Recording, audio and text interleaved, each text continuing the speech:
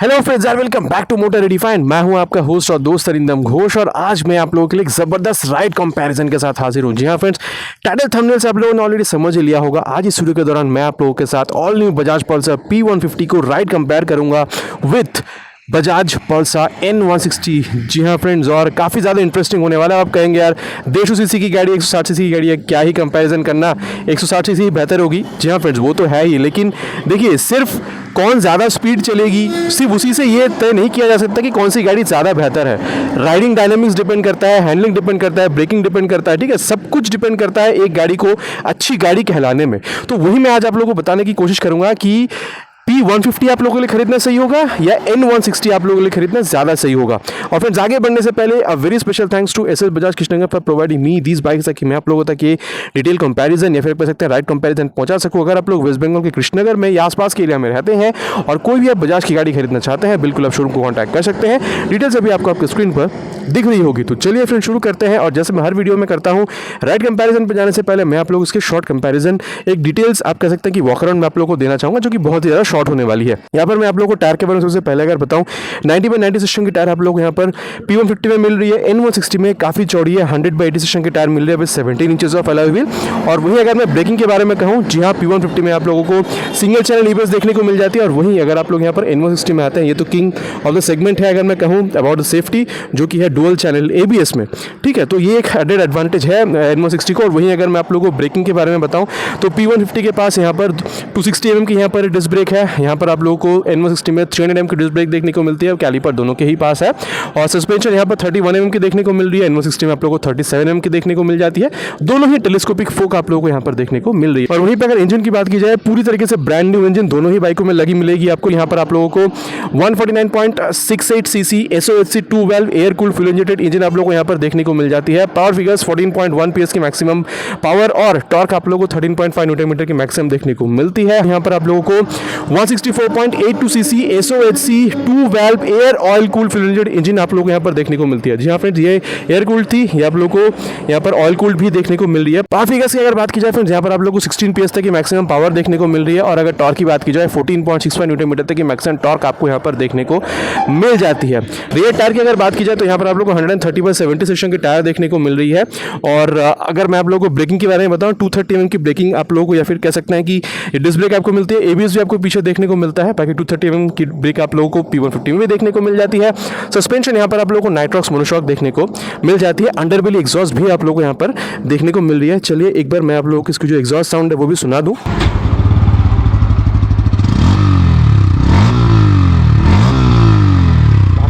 काफ़ी ज़्यादा बेसियर साउंड आपको यहाँ पर बिल्कुल देखने को मिलती है। और वहीं अगर मैं आप लोगों को यहाँ पर P150 के बारे में थोड़ी सी एग्जॉस्ट साउंड बताऊँ, तो बेसियर साउंड तो फ्रेंड ये भी है, लेकिन ग्रंट क्योंकि वो 160 सीसी की है, तो थोड़ी सी ज़्यादा उसमें आप लोगों को बिल्कुल मिलती है। और ये लाजमी होनी भी चाहिए। और यहाँ पर भी देख सकते हैं क्लीन लुक है। रियर टायर की अगर बात की जाए, कम है, पहले 120 की आया करती थी, अभी ये 110/80 सेक्शन की आ रही है, बस 17 इंचेस ऑफ अलॉय व्हील। और अगर सस्पेंशन देख रहे हैं, यहाँ पर भी आप लोगों को मोनोशॉक ही मिल रही है 130 mm ट्रैवल के साथ। तो कैसा इसका मतलब प्ले वगैरह होने वाला है, हम लोग आगे राइड के दौरान देखेंगे। एक बार डायमेंशंस को मैंने यहाँ पर हम लोग कंपेयर कर लेते हैं। 790 mm की सीट हाइट मिल रही है, 795 mm की सीट हाइट यहाँ पर मिल रही है। अगर आप लोग यहाँ पर ग्राउंड क्लियरेंस देखते हैं, तो दोनों के पास ही 165 mm तक की ग्राउंड क्लियरेंस है। कर्वेट अगर आप देखते हैं, यहाँ पर 141 किलोग्राम की है और यहाँ पर 154 किलोग्राम की है। तो लास्ट में है फ्रेंड्स, यहाँ पर 13 किलोग्राम तक यहाँ पर आप लोगों को ज़्यादा देखने को मिल रही है। और वही अगर टैंक कैपेसिटी की बात की जाए, दोनों के पास ही 14 लीटर्स है। और तो ये फ्रेंड्स मैंने आप लोगों को मोटा मोटी वॉक अराउंड में इन दोनों में मतलब क्या क्या डिफरेंसेस है वो मैंने बताया। चलिए अब इन किताबी बातों को चेक करते हैं कि चलाते वक्त आप लोगों को कितना ज़्यादा डिफरेंस दोनों बाइकों में देखने को मिल सकती है। N160 के साथ शुरुआत करते हैं। ये मैंने गाड़ी को स्टैंड पर से उतार लिया है, चलिए स्टार्ट करते हैं। जैसे मैं हर वीडियो में आप लोगों को बताता हूँ, ओ हो सेकेंड गियर, थर्ड गियर उतनी ही मस्ती से यहाँ पर आप इसको खींच पा रहे हैं, कोई प्रॉब्लम आपको यहाँ पर नहीं हो रही है। और ये तो था फ्रेंड्स इनिशियल इंप्रेशन, मैंने आपको बहुत सारी वीडियो में इसके बारे में कहा है। लेकिन अब मैं आप लोगों को जो बताना चाहूँगा वो है about the rider comfort and pillion comfort, और सीट यहाँ पर कितनी बेहतरीन है। अब देखिए फ्रेंड्स, मतलब N स्टैंड्स फॉर नेकेड, तो आप हल्का सा यहाँ पर मतलब स्पोर्टी फील के लिए हल्का सा सामने की तरफ आप झुक रहे हैं। रियर फिटेड, काफ़ी रियर फिटेड फुटपैक आपको यहाँ पर देखने को मिल जाती है और साथ ही आपका जो हाथ है काफ़ी कंफर्टेबल जगह पर रेस्ट कर रहा है। तो ओवरऑल अगर देखा जाए स्पोर्टी यहाँ पर राइडर पोजीशन मिल रही है। सीट की अगर बात की जाए friend, it's not soft, it's not hard, it's very comfortable, ठीक है। अब ये कस्टमर फीडबैक के हिसाब से मैं कह रहा हूँ आप लोगों को कि लॉन्ग राइड्स पर भी जो जाते हैं ना, उनको ये सीट काफ़ी कंफर्टेबल महसूस होती है। और अब अगर मैं आप लोगों को बताऊँ अबाउट द पिलियन कंफर्ट, तो पिलियन के लिए भी जगह अच्छी खासी दी गई है बैठने के लिए, और साथ ही पकड़ के बैठने के लिए ग्रैब हैंडल भी है, तो कोई डर नहीं है। तो इन शॉर्ट अगर कहा जाए, चाहे वो पिलियन कंफर्ट हो, राइडर कंफर्ट हो, सीट कंफर्ट हो, सब कुछ आपको यहाँ पर बेहतरीन देखने को मिल जाती है। और अब थोड़ी सी स्पेसिफिक इंजन के बारे में बात करते हैं। सबसे पहले बात होनी चाहिए अबाउट द क्लच। अब ये मत सोचिएगा कि यहाँ पर देखिए इतनी लाइट क्लच है यहाँ पर, इसका मतलब ये बिल्कुल भी नहीं है कि आप लोगों को यहाँ पर मतलब सुपर क्लच जैसे कुछ मिल रहा है, लेकिन फिर भी इतनी हल्की सी और इतनी लाइट क्लच आप लोगों को यहाँ पर मिल रही है, काबिल तारीफ है। और अगर मैं यहाँ पर गियर बॉक्स की बात करूँ, 5 स्पीड गियर बॉक्स है और प्रिसाइज शिफ्ट होती है, हाँ स्मूथ है, क्लिक सा साउंड भी होता है। अब एक बार मैं आप लोगों को यहाँ पर डाउन शिफ्ट करके बताऊँ, हाँ एक बार आप शिफ्ट कर लेते हैं जी। ये मैंने अभी खुद में रजिस्टर कर लिया ताकि मैं डिफरेंसेस बता सकूं जब मैं आप लोगों को P150 चला के बताऊंगा। तो सही है। और चलिए अब मैं आप लोगों को थोड़ा सा इसकी जो एक्सेलरेशन टेस्ट है वो भी करके बता दूं, ताकि 0 to 60, 0 to 100 मतलब वहाँ पर वाइब्रेशन कितनी है, स्टेबिलिटी कितनी है और कंफर्टेबल क्रूजिंग स्पीड क्या है, चलिए वो भी देख लेते हैं। और चलिए फिर सब एक्सेलरेशन टेस्ट भी करके देख लेते हैं। फर्स्ट गियर डाल दिया है,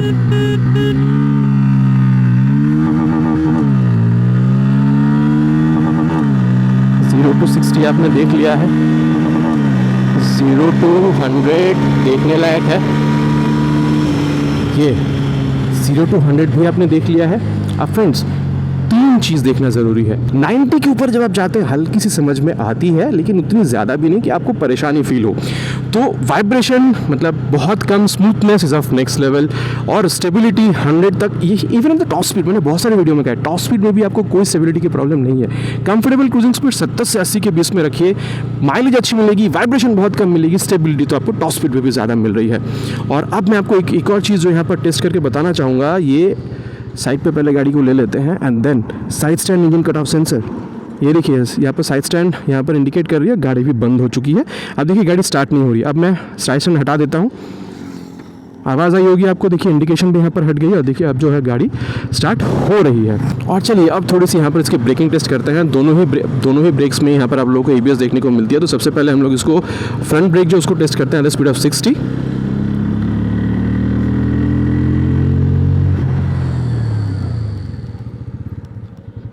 ये तो फ्रेंड्स क्या ही कहना, मतलब बजाज ने ये गाड़ी में तो पूरा मतलब अपना इंजीनियरिंग सब कुछ झोंक दिया है इसमें। बहुत बढ़िया ब्रेकिंग आप लोगों को यहाँ पर देखने को मिलती है। और चलिए अब सेम हम लोग रियर में भी देख लेते हैं 60 के स्पीड पर।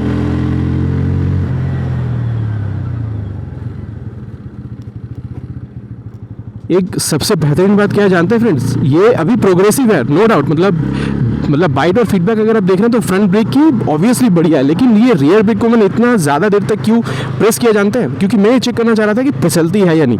फ्रंट ब्रेक में ABS अभी मुझे उतनी महसूस नहीं हुई, लेकिन रियर ब्रेक में ना अभी मुझे ABS की जो इंट्रूशन है वो महसूस हुई थी जब मैंने इसको एक्सट्रीम प्रेस किया था कि गाड़ी फिसले नहीं, ठीक है। और चलिए फ्रेंड्स अब दोनों ही ब्रेक को हम लोग यहाँ पर 60 पे ले जाकर चेक करते हैं एक साथ, पहले rear then front. My god, ये ब्रेकिंग जो है ना इस गाड़ी में फ्रेंड, मैं बता रहा हूँ आपको, मतलब इससे बेहतरीन ब्रेक आपको मिल नहीं सकती है। मतलब लाजवाब ब्रेकिंग है। तो ऑल ओवर अगर आप देख रहे हैं फ्रेंड्स, तो यहाँ पर इसकी जो ब्रेकिंग एफिशिएंसी आपको लाजवाब मिलती है। मतलब नो डाउट 10 on 10 यहाँ पर बिल्कुल दिया जा सकता है। और चलिए फ्रेंड्स अब यहाँ पर इतना अच्छा सस्पेंशन है, मोनोशॉक सस्पेंशन है, 130 mm के आप लोग को यहाँ पर टायर भी देखने को मिल जाती है। तो कॉर्नरिंग या फिर टर्निंग रेडियस में कितना अच्छी है देख लेते हैं। ये देखिए शॉर्ट जगह पे हम लोगों ने इसको मोड़ लिया है। मुझे यहाँ पर कोई फिसलने वगैरह की डर या गिर जाऊंगा ऐसा डर भी मुझे फील नहीं हुआ है। एंड येस, आप लोग थोड़ी बहुत स्पीड में भी कॉर्नरिंग यहाँ पर ट्राई कर सकते हैं। बहुत ज़्यादा स्पीड में रिकमेंड नहीं करूँगा, लेकिन हाँ क्योंकि 130 के यहाँ पर टायर दी गई है और सस्पेंशन में से जो फीडबैक है वो भी बहुत बढ़िया है, तो आप ट्राई कर सकते हैं। अब मैं ये एक चीज़ यहाँ पर आप लोगों को बताना चाहूँगा फ्रेंड्स कि 130 mm टायर होने की वजह से कॉन्फिडेंस आप लोगों को बहुत बेहतरीन मिलती है, चाहे आप शॉर्ट टर्निंग ले रहे हैं या फिर आप कॉर्नरिंग कर रहे हैं इस वक्त। और अब अगर मैं आप लोगों को फ्रेंड सस्पेंशन के बारे में बताऊं तो हाँ स्टिफ है, चाहे वो फ्रंट सस्पेंशन हो चाहे वो रियर सस्पेंशन हो। तो मैं ये नहीं कहूँगा कि आप बहुत हद तक मतलब आप इसको ऑफ रोड पर लेके जा सकते हैं, लेकिन 15-20 तक की जो स्पीड है ना उसको अगर आप मेंटेन करें, क्योंकि कुछ ही दिन पहले मैंने इसको टेस्ट भी किया था थोड़ा ऑफ रोडिंग पर ले जाकर, उसकी वीडियो में मैंने अलग से डाली हुई है, तो थोड़ा बहुत 15-20 तक की स्पीड पर अगर आप ऑफ रोडिंग ट्राई करना चाह रहे हैं, मेरे ख्याल से आपको इस बाइक के साथ प्रॉब्लम नहीं होगी, लेकिन उसके ऊपर डेफिनेटली आपकी जो बैक है उसको झटका जो है वो महसूस होगा। और अब फ्रेंड्स यहाँ पर स्ट्रेट रोड में या फिर अगर आप हाईवे राइड कर रहे हैं या फिर आप सिटी राइड कर रहे हैं, इसमें तो क्या ही कहना, इतना अच्छा रिस्पॉन्स मिलता है, मतलब स्टिफनेस फ्रॉम द सस्पेंशन, चाहे ये फ्रंट हो चाहे रियर, आपको बहुत बेहतरीन देखने को मिल जाती है। तो ओवरऑल आप कह सकते हैं कि not very much recommended for off roads, but yes long rides के लिए, हाईवे राइड्स के लिए, सिटी राइड्स के लिए सस्पेंशन मतलब ब्यूटीफुल काम करती है। और चलिए अब थोड़ी सी हैंडलिंग के बारे में बात करते हैं। अब ये फ्रेंड्स ये देखिए, ये देख रहे हैं, ये हल्की सी स्टिफनेस आपको समझ में आ रही है। अब ये ऐसा मैं दोबारा P150 में करके आपको बताऊंगा कि वो स्टिफनेस यहाँ जो समझ में आ रही है, क्योंकि इसकी जो वेट है 154 किलोग्राम तक की इसकी वेट है, तो क्या वो स्टिफनेस 154 मतलब P150 में समझ में आती है, वो मैं आप लोगों को बिल्कुल बताऊंगा, इसलिए मैंने इस गाड़ी को भी हेल दोल करके आपको बताया है। अब ये जो 154 किलोग्राम की इसकी वेट है ना फ्रेंड्स, ये जब मैं ऐसा कर रहा हूँ तो मुझे बहुत ज़्यादा वेट फील नहीं हो रही है, तो इसमें आप लोगों को फ़ायदा क्या हो जाएगा, क्योंकि इसमें एक्सेलरेशन भी काफ़ी सही है। तो अगर आप शॉर्ट ओवरटेक्स वगैरह कर रहे हैं, या फिर जैसे मैंने पहले आप लोगों को यहाँ पर जो टर्निंग रेडियस में छोटा सा टर्निंग करके बताया था, या फिर अगर आप कॉर्नरिंग वगैरह करना चाह रहे हैं ना, तो वहाँ पर आप लोगों को काफ़ी आपको कॉन्फिडेंस मिलता है, मतलब आपको वो वेट फील नहीं होती है गाड़ी को टर्न वगैरह करने में, या फिर क्विक ओवरटेक्स है मतलब एक्सेलरेशन के टाइम पे, तो ये एक बहुत सही चीज़ हो जाती है। और हैंडलिंग पे फ्रेंड्स क्या ही कहना, मतलब ओवरऑल अगर आप देख रहे हैं यहाँ पर आप लोगों को मतलब यहाँ पर ये चार्जिंग सॉकेट देखने को मिलती है, bezelless meter console, distance to empty, instantaneous fuel economy, gear position sensor, सब कुछ आपको दिख रहा है। और रियर व्यू मिरर अगर आप देख रहे हैं फ्रेंड्स, वो भी आप लोगों को काफ़ी अच्छा रियर व्यू बिल्कुल दे देती है। ओवरऑल अगर देखा जाए फ्रेंड्स, तो अगर आप कॉलेज गोइंग स्टूडेंट हैं, आप ऑफिस जा रहे हैं, या फिर आप एवरी डे राइड के लिए अगर आप इस बाइक को इस्तेमाल करना चाह रहे हैं, तो मेरे ख्याल से काफ़ी सही है, क्योंकि यहाँ पर सबसे बढ़िया जो चीज़ मिलती है ना, वो है इसकी डुअल चैनल ABS, और वो बिल्कुल काम करती है। ऐसा नहीं है कि बस नाम के वास्ते, ये काम के वास्ते दी गई है कंपनी की तरफ से, ये मुझे सबसे बढ़िया लगती है। तो फ्रेंड्स मैं ये कहना चाहूँगा, अगर आपका सबसे बढ़िया, अगर आपका ये कॉन्सेप्ट था कि आपको ब्रेकिंग सबसे बेहतरीन चाहिए और साथ ही फीचर्स भी चाहिए, जो कि ये सारी चीज़ें मैंने आपको अभी बताई है, और आपको मतलब 40 से 45 किलोमीटर तक की माइलेज भी चाहिए थी, मेरे ख्याल से यहाँ पर बजाज पल्सर N160 आप लोगों के लिए एक बेस्ट बाइक बिल्कुल साबित हो सकती है। और चलिए अब यहाँ पर P150 को भी इसके साथ कंपेयर करके देख लेते हैं कि कहाँ तक वो बाइक मतलब डिफरेंट है या सेम है इसके मुकाबले। चलिए शुरू करते हैं। स्मूथनेस तो इसकी भी N160 से भी आपको बढ़िया बिल्कुल देखने को मिल रही है। और चलिए जैसे मैं हर वीडियो में करके बताता हूँ, फर्स्ट गियर, सेकेंड गियर, अरे बाप रे बाप, थर्ड गियर में भी उतनी ही आपको मिल रही है फ्रेंड्स। और टू बी वेरी ऑनेस्ट, मैं आपको ये बताने की कोशिश कर रहा हूँ कि इनिशियल रिस्पॉन्स ना आप लोगों को बहुत ज़्यादा डिफरेंस समझ में नहीं आ रही है व्हेन कंपेयर टू N160। हाँ अब देखिए पावर फिगर्स अगर जिसके पास ज़्यादा होगा वहाँ पर तो थोड़ी सी तो आपको ज़्यादा देखने को मिलेगी ही, लेकिन अगर आप बहुत बारीकी से परख रहे हैं ना, तभी आपको समझ में आती है कि हल्की सी ज़्यादा है N160 के पास। बाकी अगर आप नॉर्मली अगर आप मतलब जस्ट कैजुअली राइड कर रहे हैं तो उतना ज़्यादा समझ में नहीं आएगा। इनिशियल रिस्पॉन्स की मैं बात कर रहा हूँ। और जब आप यहाँ पर बैठे हैं ना फ्रेंड्स, तो देखिए मतलब चाहे ये टैंक हो, ठीक है, चाहे ये मीटर कंसोल हो, यहाँ पर ना आपको फील भी करीबन वो आप लोगों को N160 की तरह ही आ रही है। तो 150 सीसी के सेगमेंट पे आप लोगों को 160 सीसी का जो मजा है वो यहाँ पर मिल रहा है। बाकी ये सिर्फ अगर वाइजर हटा दिया जाए तो शायद समझ में भी नहीं आए कि N160 है या फिर P150। और अगर मैं आप लोगों को राइडर कंफर्ट के बारे में बताऊँ फ्रेंड्स, तो इट्स वेरी सेम, मतलब बिल्कुल सेम है। और यहाँ पर क्योंकि 5 mm और आप नीचे मतलब 790 mm तक की यहाँ पर सीट हाइट है, बल्कि N160 में 795 mm था, तो वो बारीकी से अगर आप देख रहे हैं ना, तो हल्का सा ऐसा लग रहा है कि गाड़ी के अंदर बैठे, जैसे मैंने आप लोग N160 में बताया था गाड़ी पर आप बैठ रहे हैं, यहाँ पर हल्के सा लगता है कि गाड़ी के अंदर बैठे हैं। तो यहाँ पर भी इन्वॉल्वमेंट आप लोगों को काफ़ी बेहतरीन मिल रही है विद द रोड। और मैं आपको बता दूँ यहाँ पर जो सेटिंग पोजीशन है ना, वो भी काफ़ी सिमिलर है। अगर आप N160 से देख रहे हैं तो हल्का सा सामने की तरफ झुके, बाकी ये मुझे ऐसा लग रहा है कि ये जो झुक रहे हैं ना N160 में हल्का सा ज़्यादा झुक रहे थे, यहाँ पर हल्का से कम झुक रहे हैं। फुट पेक्स तो वही है फ्रेंड्स, काफ़ी रेयर फिटेड है, और हाथ देखिए क्योंकि क्लिप ऑन है तो मतलब कंफर्टेबल राइडिंग आपको देखने में यहाँ पर भी मिल जाती है। अब पिलियन और राइडर सीट के बारे में बात करते हैं, तो पीछे पकड़ के बैठने के लिए पिलियन के लिए यहाँ पर भी जो ग्रैब हैंडल वगैरह दी गई है बिल्कुल N160 की तरह, तो सिमिलर है। सिटिंग पोजीशन, सीट के बारे में बात करते हैं, इट्स ऑल्सो वेरी सिमिलर। आप बाकी सिमिलर नहीं फ्रेंड्स, सेम कह सकते हैं, क्योंकि उसी का जो सीट है डिराइव करके यहाँ पर लगाया गया है, तो सीट कंफर्ट वगैरह जो है बिल्कुल N160 की तरह ही है। और अब अगर मैं आप लोगों को स्पेसिफिक यहाँ पर इंजन के बारे में बताऊँ तो क्लच फ्रेंड्स, क्लच इसका जो एक्शन है ना, ये भी फ्रेंड्स बहुत ज़्यादा सिमिलर है। 10 सीसी के अंतर में बहुत ज़्यादा आप लोग यहाँ पर अंतर भी फील नहीं हो पा रहा है, ठीक है। क्लच अगर आप देख रहे हैं तो इट्स वेरी सिमिलर। और गियर बॉक्स, हाँ अब गियर बॉक्स की बात करते हैं, ये मैं डाउन शिफ्ट कर रहा हूँ और ये मैं यहाँ पर अप शिफ्ट कर रहा हूँ। अब एक चीज़ यहाँ पर मैं आपको बताना चाहूँगा फ्रेंड्स, अगर आप N160 से कंपेयर कर रहे हैं तो स्मूथनेस जो है आप लोगों को कहीं ना कहीं यहाँ पर थोड़ी सी बेहतर बिल्कुल देखने को मिल रही है। हाँ, N160 भी बहुत ज़्यादा स्मूथ है, लेकिन उससे भी ज़्यादा स्मूथनेस इंजन की गियर बॉक्स में यहाँ पर आप लोगों को बिल्कुल फील हो रही है। और चलिए फ्रेंड्स, अब एक्सेलरेशन टेस्ट स्टार्ट करते हैं। Of all new Bajaj Pulsar P150 first gear में डाल दिया है।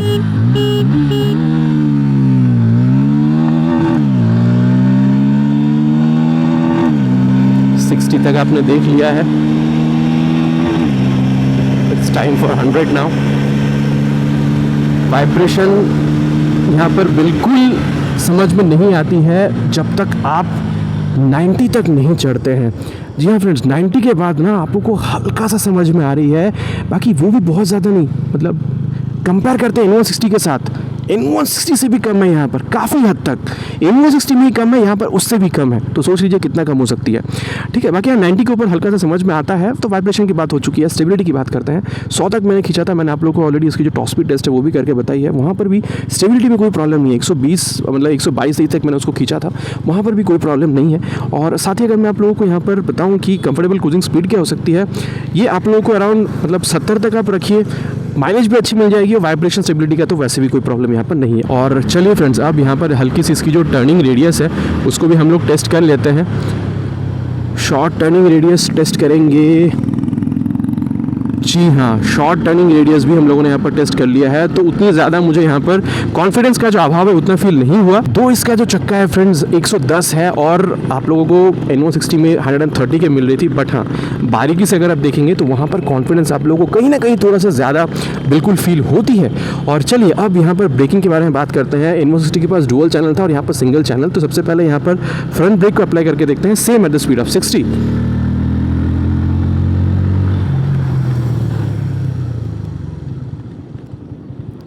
रिस्पॉन्स की अगर बात की जाए फ्रेंड्स, तो अगर मैं फाइट और फीडबैक के बारे में बात करूं तो काफ़ी तगड़ी है। और चलिए अब सेम हम लोग, और हाँ, ये भी इसकी जो इंट्रूशन है वो आप लोग को यहाँ पर उतनी फील नहीं हुई। बाकी N160 में भी फ्रंट ब्रेक में उतनी फील नहीं हुई थी। चलिए अब इसकी जो रियर ब्रेक है उसको हम लोग again at the speed of 60 check करते हैं। ये मैंने ऑलरेडी अप्लाई कर दिया है। हाँ, यहाँ पर भी फ्रेंड्स मतलब सेम चीज़ है, प्रोग्रेसिव है, N160 की तरह ही है। बट एक बात है फ्रेंड्स, अगर N160 में आपको ABS मिल रही है ना, मेरे ख्याल से वहाँ पर परफॉर्मेंस कहीं ना कहीं आप लोगों को थोड़ी सी बेहतर मिलती है। बाकी अभी शायद कंडीशन वैसी नहीं है कि गाड़ी फिसले, लेकिन अगर फिसलने वाली कंडीशन होगी तो ABS अगर होगा ना रेयर चक्के में, तो वो आप लोगों को फिसलने से भी बचाएगी। इन टर्न आपको एक्सीडेंट से भी काफ़ी हद तक राहत बिल्कुल मिलती है। और चलिए अब दोनों ब्रेक को जो है हम लोग 60 पे ले जाके साथ में ट्राई करते हैं। ये देखिए, दोनों ब्रेक को अगर आप ट्राई कर रहे हैं ना फ्रेंड्स, तो मेरे ख्याल से एफिशिएंसी आप लोगों को बेटर मिलती है। और अब अगर मैं आप लोगों को बताऊं अबाउट द सस्पेंशन, तो थोड़ी सी यहाँ पर नीचे उतार लेते हैं। ओ ओ हो हो, हाँ, चलो थोड़ी सी और आगे चलते हैं। ये यहीं पर मैं आप लोगों को ये बताने चाह रहा था फ्रेंड्स कि N160 में थोड़ी सी स्टिफ आपको महसूस होती है।